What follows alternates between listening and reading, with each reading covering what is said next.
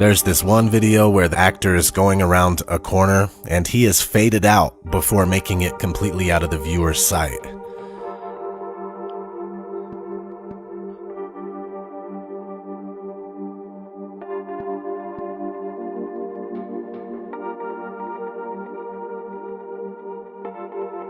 Let's not forget space bubbles.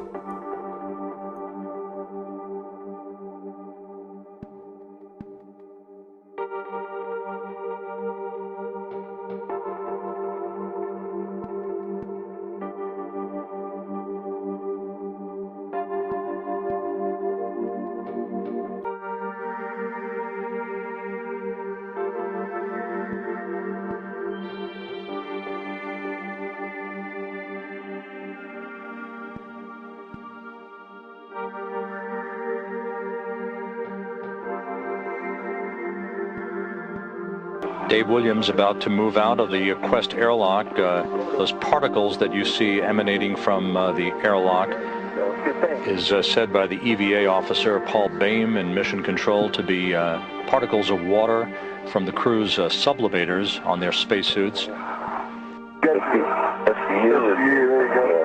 A little bit there. Okay.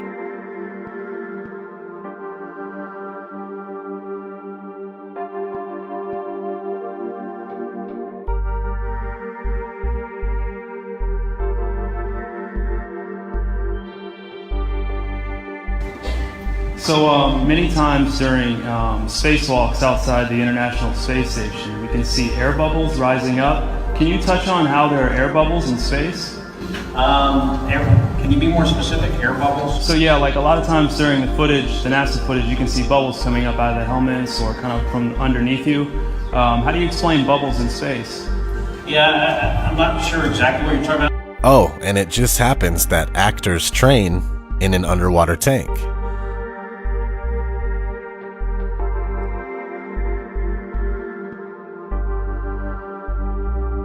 NASA tells us that the Earth is photoshopped because it has to be. It is photoshopped, but it's has to be. Then There was another layer to sort of simulate the atmosphere. and then there's this little bright spot. It's called the specular highlight. So it's the reflection of sunlight off of water. Those are the pieces, but you can't just slap them all together. It just didn't look realistic. It looks kind of flat, or the clouds are sort of too see-through. So I just hit Command Z a lot. There's artistry to creating the world. What I imagine it to be. Unfortunately, I'm not an astronaut. I've never been to space. Some NASA actors say that you can totally see stars when you're in space. Whilst in space, have you ever looked away from Earth into the black void? Yeah. All because the you can time. see. Yeah, because you can see the stars. Oh yeah. You know, and pretty much all the time you can see the stars. Yeah. It's not which a is black cool void. thing. I mean, it's black, but there's all kinds of little polka dots. There's all the stars there, and the cool thing is about it, you can see it during the day. Yeah, you can, and there's more than stars. You can see planets. You can Right. see moons. You see the gas Magellan clouds of the Yeah, Milky you Way see galaxy. the Magellanic Clouds. Magellanic. See, I just wanted the Well, Magellan there's a large clouds. I one didn't and a want to small one, right? Yeah. And then you can see the zodiacal light. Whoa. But the NASA actors from 1969 say that you can't see the stars in space.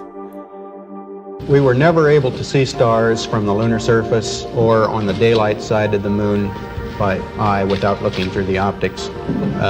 I don't recall during the period of time that we were photographing the solar what stars we could see. I don't remember seeing any. You can see the stars. Oh yeah. You know, and pretty much all the time you can see the stars. I don't remember seeing any. NASA says that we can't leave low Earth orbit.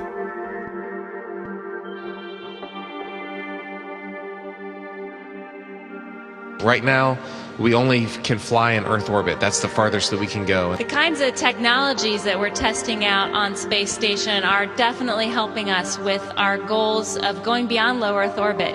Early in the next decade, a set of crewed flights will test and prove the systems required for exploration beyond low Earth orbit. And this is really the beginning, I think, of human beings leaving low Earth orbit. One thing I really want your generation to embrace is that the Earth is a closed system. We cannot leave the Earth. One thing I really want your generation to embrace is that the Earth is a closed system. We cannot leave the Earth. NASA tells us that they lost the 1960s technology that took us to the moon. I'd go to the moon in a nanosecond.